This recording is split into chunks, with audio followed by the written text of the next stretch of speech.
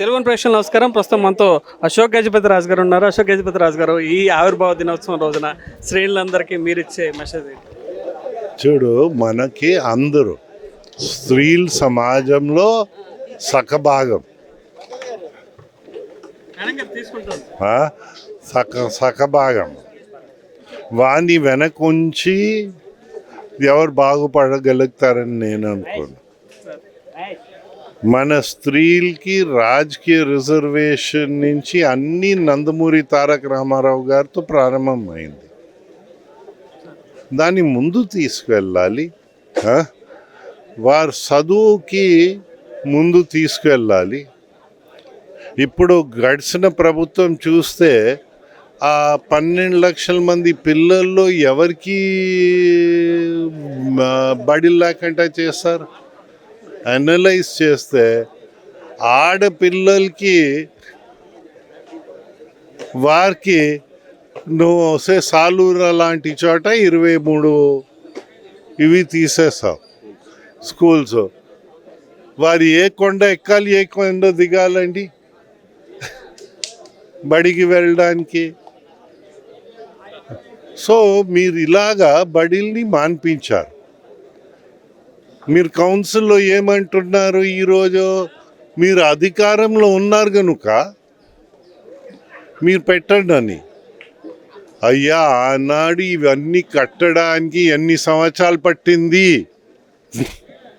నందమూరి తారక రామారావు గారితో ప్రారంభమై మనం వెళ్తా ఉండి ఇప్పటికే 43 సంవత్సరాలు పార్టీ అయింది. మీరు ఏంట అది నాయకుల మాటలా లేకపోతే ధ్వంసం చేసిన వాళ్ళ మాటలా?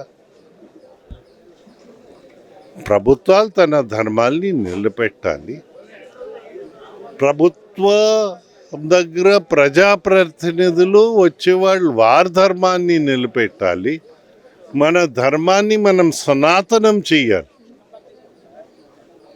అది చేయకుండా దాని గురించి మనం కృషి చేయకుండా ఏదో మాట్లాడుతా పోతే మా గురజాడ అన్నారు, ఉట్టి మాటలు కట్టి పెట్టు గట్టి మేల్తల. సార్, 1983లో పార్టీ ఆవిర్భావం రోజు ఉన్నారు. ఆ రోజుకి ఈ రోజుకి ఏంటి తేడా? పార్టీ సంస్థాగతంలో కానీ మీరు మొదటి నుంచి చూస్తాం.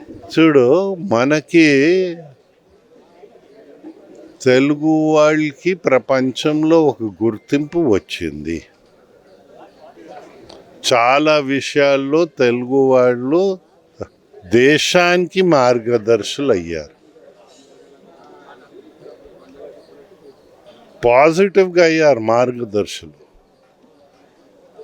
ఈరోజు మనకి ఏంటంటే పాజిటివ్ లేకుండా వచ్చింది. కొందరు దొంగలు, వీరందరూ కూడా మర్డరర్స్. అది దేశానికి మార్గదర్శులు కావు. మన వెంకయ్య నుంచి జాతి జెండా తెలుగు వాళ్ళు అందించారు మన జాతికి. మనం అందరు మర్చిపోతే ఎన్టీఆర్ గారు మమ్మల్ని అందరినీ గుర్తు చేయించారు.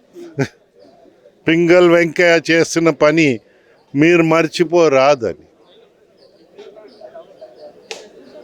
తెలుగు వాళ్ళు మొదటిసారి ప్రధానమంత్రి అయ్యేటప్పుడు ఆయనే అన్నారు, మేము పోటీ కూడా పెట్టము అని. కొందరు అడిగారు, ఏంటి సార్ మనం ప్రతిపక్షంలో ఉన్నామని. అయ్యా, ఎవరైనా తెలుగు వాళ్ళని ప్రధానమంత్రి చేస్తే తెలుగు బాధ్యత మనం పోటీ పెట్టాము. ఆ కాలం నాటి విలువలు నేటి రాజకీయ నేతలకు ఉన్నాయంట. అది మీరందరూ ప్రెస్ వాళ్ళు. మన జాతిలో మంచివాళ్ళు ఉన్నారు, దొంగలు ఉన్నారు. మీరు దొంగల్ని ప్రోత్సహిస్తే దొంగలు వస్తారు, పిచ్చివాళ్ళని ప్రోత్సహిస్తే పిచ్చివాళ్ళు వస్తారు. మంచితనాన్ని ప్రోత్సహించే బాధ్యత కూడా మీదే. నా ఒకరిది కాదు, మన అందరిది.